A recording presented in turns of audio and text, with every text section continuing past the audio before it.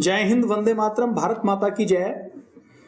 Allopathy की दवाइयां कैसे नुकसान करती हैं, कितना नुकसान करती हैं, इसकी हम राष्ट्र गौरव के अलग अलग अंकों में लगातार बात कर रहे हैं।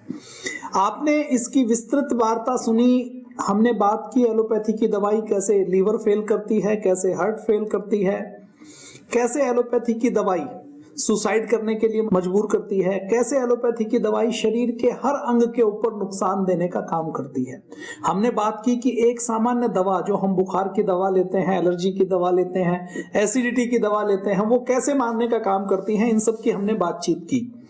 अब हम बात करते हैं ऐसी दवाओं की जो एंटीसाइकोटिक या एंटी डिप्रेसेंट दवाएं हैं, वो किस प्रकार से व्यक्ति की हत्या करने का काम करती हैं, किस प्रकार से मारती हैं, उसका एक एग्जांपल लेते हैं। रेमोक्सिप्राइड नाम का एक साल्ट खोजा गया, अंग्रेजी की एक दवा खोजी गई। एक बड़ी कंपनी है एस्ट्राजेनेका, जिसका नाम आपने सुना होगा, बहुत बड़ी फार्मा कंपनी है। 1990 में इसने रेमोक्सिप्राइड नाम के साल्ट से एक दवा बनाई और उस दवा को पूरे यूरोप में और यूके में इसको बेचना शुरू किया। रोक्जियम के नाम से ब्रांड बनाया गया, जिसके अंदर रेमोक्सिप्राइड नाम का साल्ट था, और ये कहा गया डॉक्टरों के माध्यम से कि ये दवा सिजोफ्रेनिया के लिए, या जिनको एक्यूट मेनिया है, तीव्र उन्माद है, उनके लिए रामबाण काम करती है, उसका ये बहुत अच्छा उपचार है। रिसर्च की रिपोर्ट बनाई गई कि ये दवा ऐसे बीमारियों को ठीक करती है और इसका कोई साइड इफेक्ट नहीं है। इसका अलग अलग तरीके से ट्रायल किया गया कि इसका कोई नुकसान नहीं है। उसके बाद जब 4 साल तक ये दवा बेची गई, तो 4 साल तक दवा बेचने के बाद ये पाया गया कि जिन लोगों ने ये दवा ली, उन लोगों में से एक बड़ी संख्या में लोगों को एप्लास्टिक एनीमिया हो गया। अब ये एप्लास्टिक एनीमिया क्या है कि हमारी शरीर के अंदर जो आरबीसी हैं, हमारे खून के अंदर जो रेड ब्लड सेल्स हैं, जो लाल रक्त कणिकाएं हैं, जो ऑक्सीजन को कैरी करने का काम करती हैं, वो लाल रक्त कणिकाएं या तो अपने बोन मैरो में बनते हैं। जब ये लाल रक्त कणिकाएं बनती कम है और मरती ज्यादा हैं, तो शरीर के अंदर खून की कमी हो जाती है, जिसको ये कहा जाता है कि इसको एनीमिया हो गया। अब ये जब ये खून की कमी हो जाती है तो सबसे पहले चक्कर आते हैं, कमजोरी महसूस होती है, सिर दर्द होता है, थकान हो जाती है, काम नहीं कर पाते, एनर्जी का लेवल बिल्कुल घट जाता है, संक्रमण बार बार होना शुरू हो जाता है, इम्यूनिटी कमजोर हो जाती है, कहीं नाक से, कहीं मुंह से या म्यूकस मेम्ब्रान से कहीं से एक बार ब्लड लॉस होना शुरू हुआ तो ब्लड लगातार बहता रहता है और व्यक्ति को बुखार होता है, सिर दर्द होता है, लीवर एनलार्ज हो जाता है। तो शरीर के अंदर ये जब सारे अंगों के ऊपर दुष्प्रभाव पड़ता है तो व्यक्ति की मौत भी हो जाती है। तो ये दवा रेमोक्सिप्राइड साल्ट की रोक्जियम दवा जो एस्ट्राजेनेका नाम की कंपनी ने बनाई, ये यूरोप के और यूके के बाजारों में जब दी गई तो ये पता लगा कि जिन लोगों ने इस दवा को खाया उनके अंदर ये सिम्टम आने शुरू हो गए, और जब ये सिम्टम उनके अंदर आने शुरू हो गए तो ये जांच की गई कि ये किसके कारण आ रहे हैं। तो पता लगा कि ये जो दवा खा रहे हैं सिजोफ्रेनिया के लिए या मनोदशा को ठीक करने के लिए, ये दवा इसका कारण है। तो जब कारण पता किया गया तो ये पता लगा कि ये दवा परमानेंट स्टेम सेल में लॉसेस करने का, डैमेज करने का काम करती है। बोन मैरो में लाल रक्त कणिकाएं या खून कम बनने लग जाता है, या फिर ऐसा भी हो जाता है कि इस दवा के कारण हमारे शरीर के अंदर, हमारे शरीर की एंटीबॉडीज ही हमारी लाल रक्त कणिकाओं को मारना शुरू कर देते हैं। मतलब एक छोटी सी दवा जिसको पहले ये कहा गया है कि ये कोई नुकसान नहीं करती, वो कितना भयंकर नुकसान कर सकती है। रोक्जियम दवा इसका उदाहरण है। दूसरी मैं एक और दवा की बात करूं जो एंटीसाइकोटिक, एंटी डिप्रेसेंट दवा है।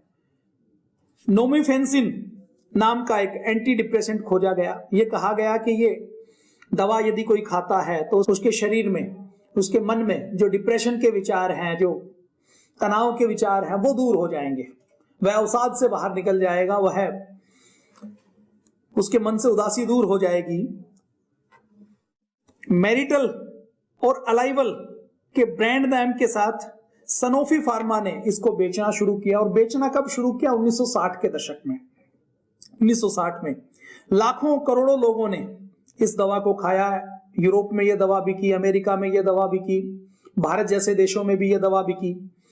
और जब इस दवा को लोगों ने खाना शुरू किया तो ये पता लगा कि जो व्यक्ति इस दवा को खाता है उसके अंदर भी ब्लड लॉस हो जाता है, लीवर एनलार्ज हो जाता है, आरबीसी कम हो जाती हैं, चक्कर आने शुरू हो जाते हैं, थकान होती है, बुखार हो जाता है, कोई इन्फेक्शन हो जाए तो वो ठीक नहीं होता, पीलिया हो जाता है, पेशाब करने का जो हमारा एक्सट्रैक्टिव सिस्टम है वो गड़बड़ हो जाता है, पेट दर्द होता है, हार्ट बीट बढ़ जाती है, लीवर ज्यादा एनलार्ज होकर और एक दिन व्यक्ति मर जाता है। जब ऐसे केसेस आने शुरू हुए तो इसकी जांच की गई तो एफडीए ने यह पाया कि ये जो दवा जो केवल डिप्रेशन को, उदासी को दूर करने के नाम पर बेची जाती है, इससे डिप्रेशन दूर होता है या नहीं होता इस बात की कोई गारंटी नहीं है ये दवा, लेकिन एक बड़ा काम करने का, बड़ा नुकसान करने का काम करती है। इस दवा के कारण हेमोलिटिक एनीमिया हो जाता है, मतलब शरीर के अंदर परमानेंट हमारे खून के अंदर आरबीसी बनना बंद हो जाती हैं या कम हो जाती हैं और शरीर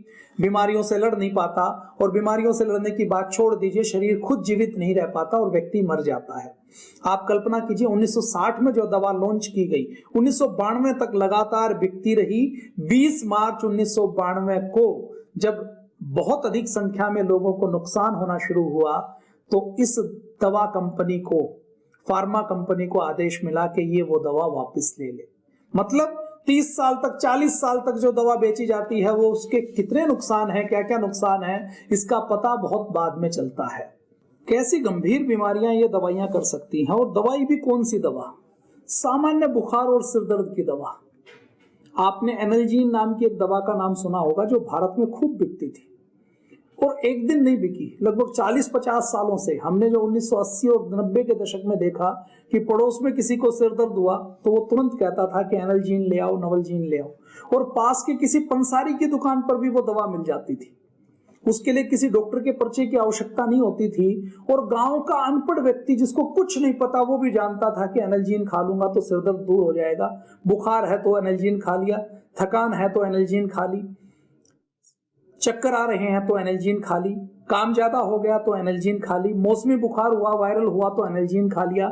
ऐसे लोगों ने एनाल्जीन खाई है, और ये एनाल्जीन सामान्य बुखार की दवा कितनी गंभीर बीमारी कर सकती है इसका आप सोच भी नहीं सकते। एक बीमारी होती है, आपने नाम नहीं सुना होगा, मैंने भी रिसर्च करने से पहले उसका नाम नहीं सुना था, एग्रानुलोसाइटोसिस। ये बीमारी कितनी खतरनाक है, इस बीमारी का अंदाजा आप लगा लीजिए कि ये बीमारी पीढ़ियों में या तो जेनेटिकली होती है, मतलब जेनेटिकली बीमारियां वो बीमारी होती हैं जो वो बहुत कॉम्प्लिकेटेड होती हैं। ऐसे चलते चलते सर्दी, खांसी, जुकाम, ये जेनेटिक बीमारियां कभी नहीं मानी जाती। जेनेटिक बीमारियां मतलब ऐसी कोई खराबी जो हमारे जीन्स में, हमारे डीएनए में आ जाए और डीएनए और जीन्स में हमारी कैरी होकर अगली पीढ़ी को ट्रांसफर हो जाए, ऐसी बीमारियों को जेनेटिक बीमारियां या आनुवांशिक बीमारियां कहते हैं। तो ये एग्रानुलोसाइटोसिस क्या है, ये ज्यादातर जेनेटिक कारणों से होती थी ऐसा माना जाता था, लेकिन अभी यदि हम बात करें 1996 में जब ये एलोपैथी आई तो ये पता लगा, एक रिसर्च की तो ये पाया कि 70% जो आज एग्रानुलोसाइटोसिस हो रहा है वो एलोपैथी की दवाओं से हो रहा है। ये बीमारी क्या है, बीमारी हमारे शरीर के अंदर, हमारे खून के अंदर प्लाज्मा, प्लेटलेट्स, डब्ल्यूबीसी, आरबीसी होती है। अब ये डब्ल्यूबीसी क्या है, ये डब्ल्यूबीसी हमारे शरीर के वो सैनिक हैं, जब कोई बाहर से कोई बैक्टीरिया, कोई वायरस, कोई बीमारी आती है तो ये अपने हथियार लेकर उससे लड़ने के लिए आगे आ जाती है। उसके फिर अलग अलग डब्ल्यूबीसी में कैटेगरी हैं। उसी कैटेगरी में न्यूट्रोफिल नाम के हमारे एक सैनिक होते हैं जो लगातार बीमारियों से युद्ध करके हमें इन्फेक्शन से, संक्रमण से बचाते हैं, हमारे शरीर को ठीक रखते हैं। तो ये जो एग्रानुलोसाइटोसिस है, इसमें डब्ल्यूबीसी में ये जो न्यूट्रोफिल है इनकी संख्या कम हो जाती है, और जब इनकी संख्या कम हो जाती है तो हमारे शरीर की रोग प्रतिरोधक क्षमता कम हो जाती है। शरीर की रोग प्रतिरोधक क्षमता जब कम हो जाती है तो शरीर में तुरंत संक्रमण होता है, तुरंत शरीर के अंदर कोई बीमारी लग जाती है, और तरह तरह के दूसरे कॉम्प्लिकेशन इससे आते हैं। तो एक तरीके से ये जो एग्रानुलोसाइटोसिस है ये बहुत गंभीर बीमारी है। दवाओं में पहले ये माना जाता था कि कैंसर का इलाज करने के लिए जो दवाएं ली जाती हैं उसी से ये एग्रानुलोसाइटोसिस होता है, लेकिन अब पता लगा कि ये जो सामान्य बुखार की दवा लेते हैं इससे भी ये गंभीर बीमारी हो सकती है। हम जो एंटी थायराइड दवाएं लेते हैं उससे भी ये गंभीर बीमारी हो सकती है।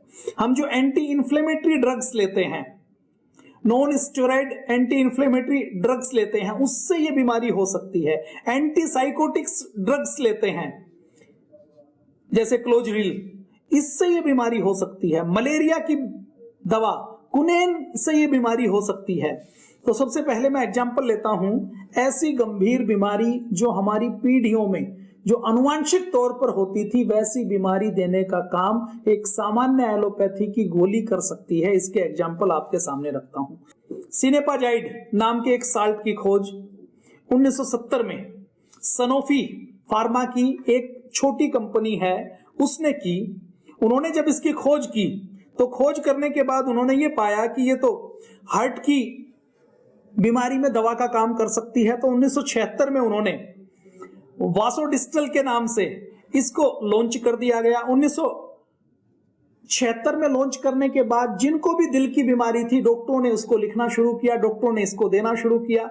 और जब डॉक्टरों ने इसको देना शुरू किया तो ये पता लगा 1988 आते आते 12 साल में सबसे पहले यूरोप का एक देश है स्पेन। स्पेन में ये पता लगा कि ये जो दवा हार्ट के लिए लेते हैं, ये हार्ट को तो ठीक थोड़ा करती है, उससे भी ज्यादा ये एग्रोनुलोसाइटोसिस नाम की बीमारी पैदा कर देती है। दिल की बीमारी में तो थोड़ी धड़कन अनियमित होती है, लेकिन ये बीमारी हो जाए तो WBC कम हो जाती है, और WBC कम हो जाती है तो शरीर तुरंत किसी भी इंफेक्शन का शिकार हो जाता है।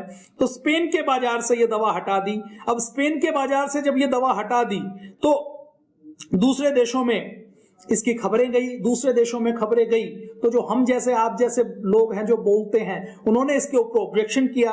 तो दूसरे देशों में जैसे 1992 तक कई सारे केसेस फ्रांस में आए, लेकिन फ्रांस में भी या दूसरे देशों में जब ये दवा बेची जाती थी, जब पता लगा कि ये नुकसान करती है, तो फार्मा लॉबी का प्रेशर देखिए कि फार्मा लॉबी ने सरकार के अधिकारियों से कहा कि इस दवा को वापस लेने की आवश्यकता नहीं है, आप ज्यादा कहते हो तो आप भी बच जाओगे, हमारी दवा भी बिकती रहेगी। आप एक लेटर लिखो कि हम इसके ऊपर ये चेतावनी लिख दें कि इससे एग्रोनुलोसाइटोसिस हो सकता है।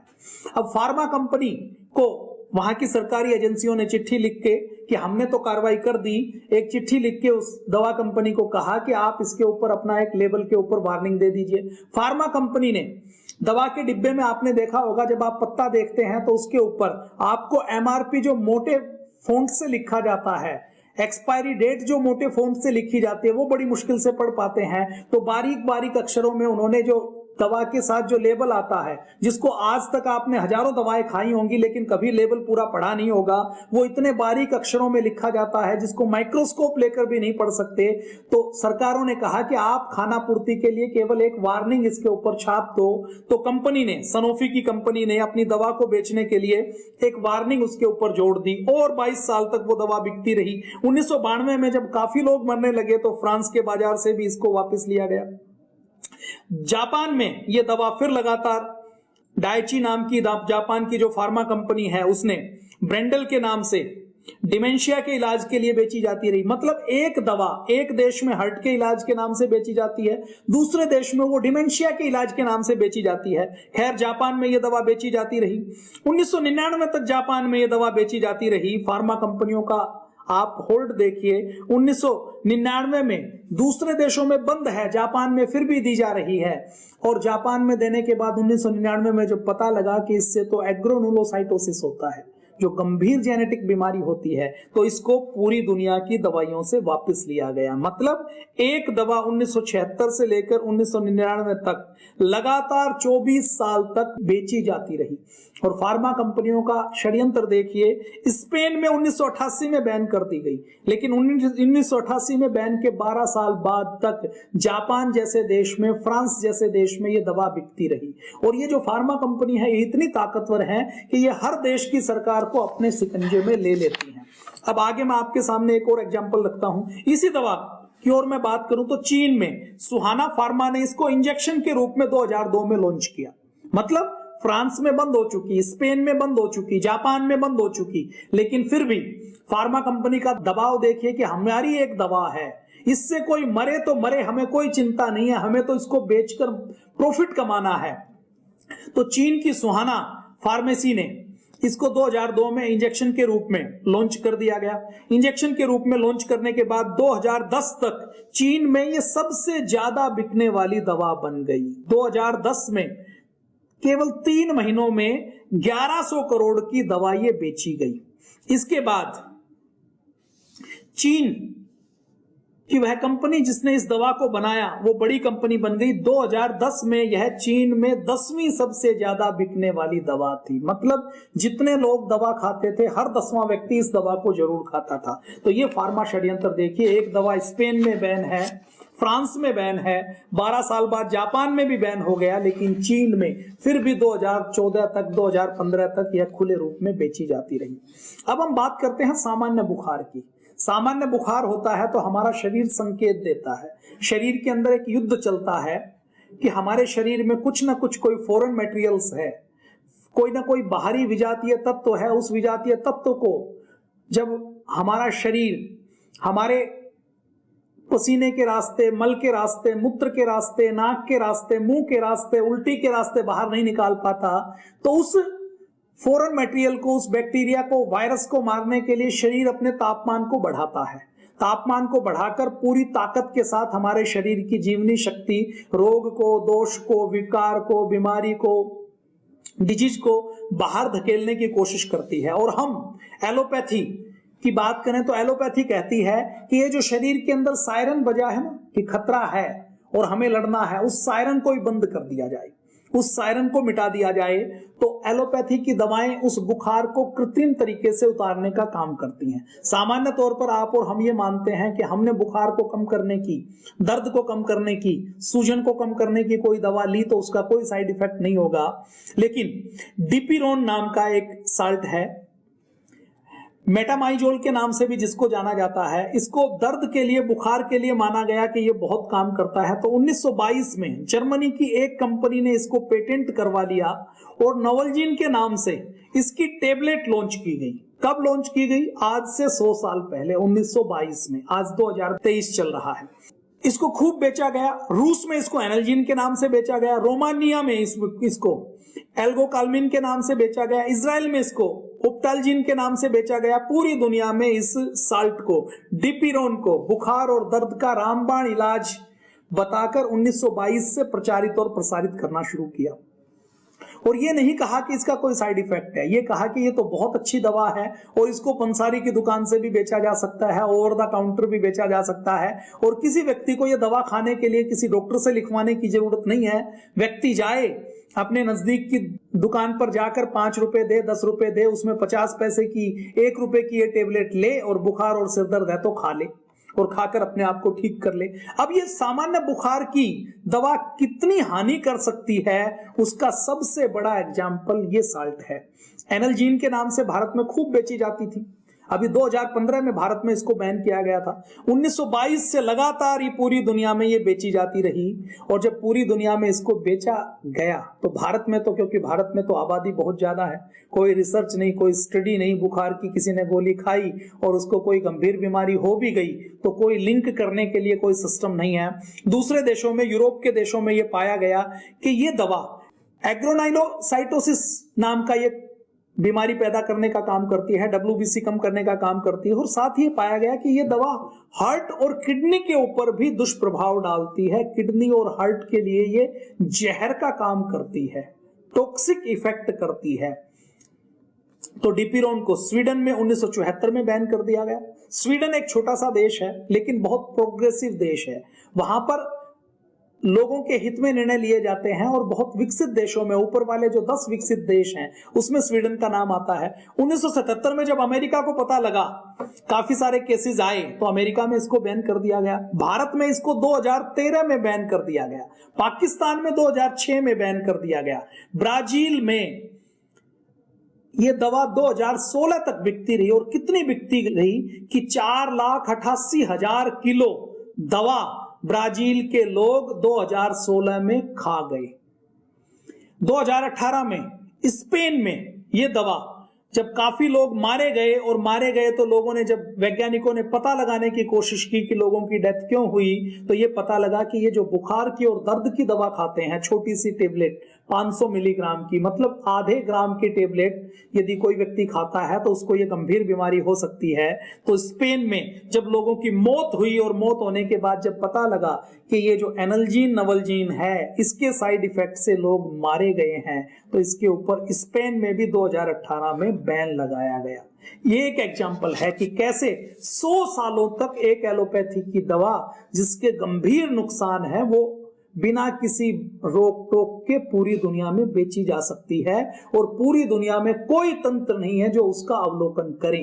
तो ये सबसे बड़ा उदाहरण है कि 100 सालों तक एक झूठ प्रचारित प्रसारित किया जा सकता है। 100 सालों तक फार्मा कंपनी आपको मारने के लिए जहर बेच सकती हैं, आपको जहर खिला सकती हैं और उस जहर के ऊपर प्रमाणिक तरीके से ये लिख सकती है कि ये तो दवा है। दवा को जहर बनाकर बेचने का काम केवल फार्मा माफिया कर सकता है। आगे बुखार और सूजन के लिए जो एग्रानुलोसाइटोसिस का कारण बनी 1884 में, आज से लगभग 125 साल पहले 1884 में एमिनोफेनाजोल के नाम से एक साल्ट को खोजा गया। यह पता लगाया गया कि ये साल्ट को लिया गया तो बुखार और सूजन को कम करने का काम करता है।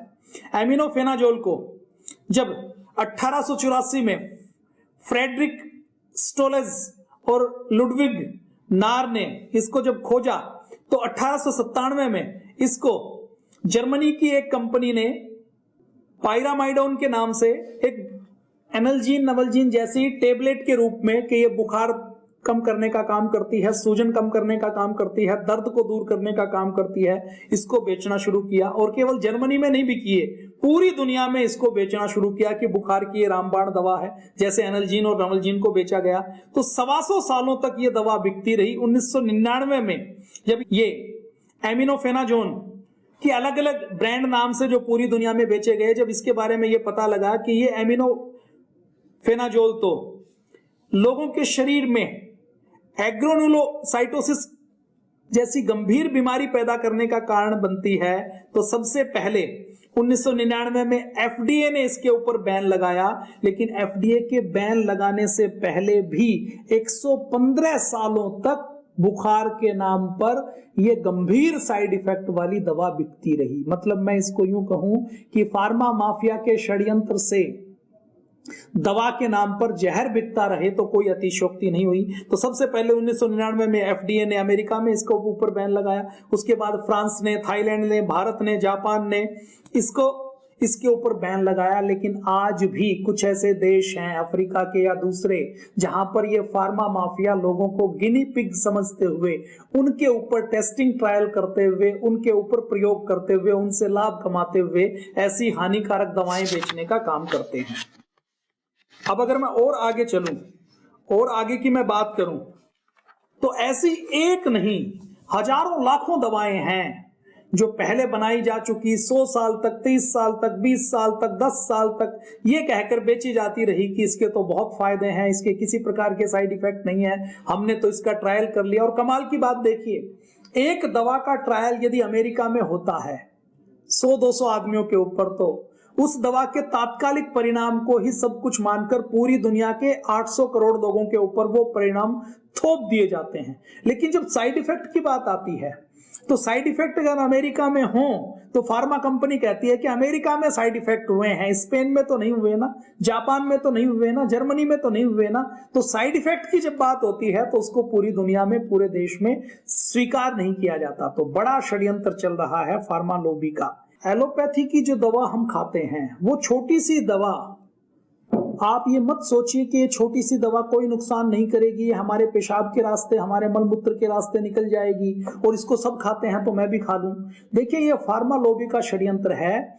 फार्मा लॉबी की एलोपैथी की दवा जो आज लॉन्च हुई है वो 10 साल में, 20 साल में, 5 साल में, 50 साल में, 100 साल में, 125 साल में उसके ऊपर बैन जरूर लगता है, क्योंकि उसके साइड इफेक्ट के जब दवा बनाते हैं तो उस समय पता नहीं लगता, 50 साल बाद, 100 साल बाद वो साइड इफेक्ट का पता लगता है।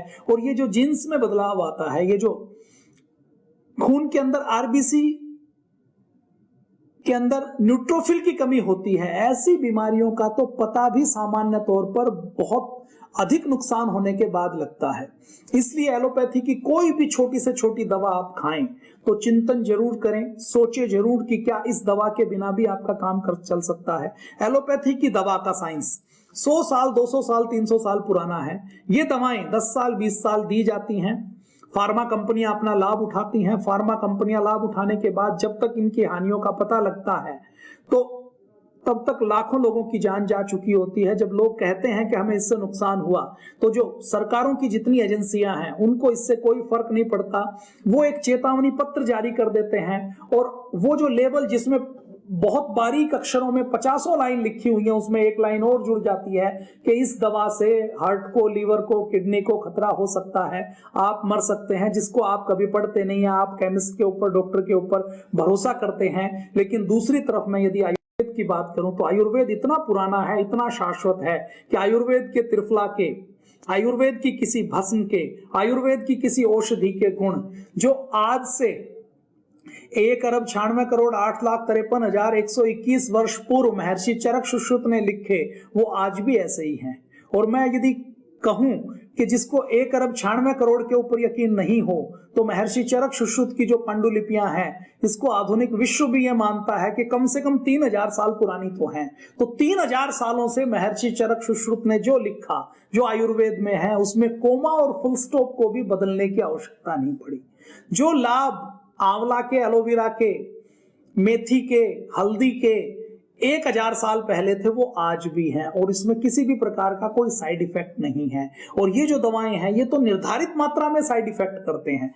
आयुर्वेद की कोई चीज आप मात्रा से कई गुना ज्यादा भी आपने आंवला खा लिया, एलोवेरा खा लिया तो प्रकृति ने हमें वो ऐसे लपेट कर दी है कि वो साइड इफेक्ट नहीं करती। तो इसलिए एलोपैथी की कोई भी दवा आप खाएं तो सावधान जरूर रहें। आज के लिए इतना ही। जय हिंद, वंदे मातरम, भारत माता की जय।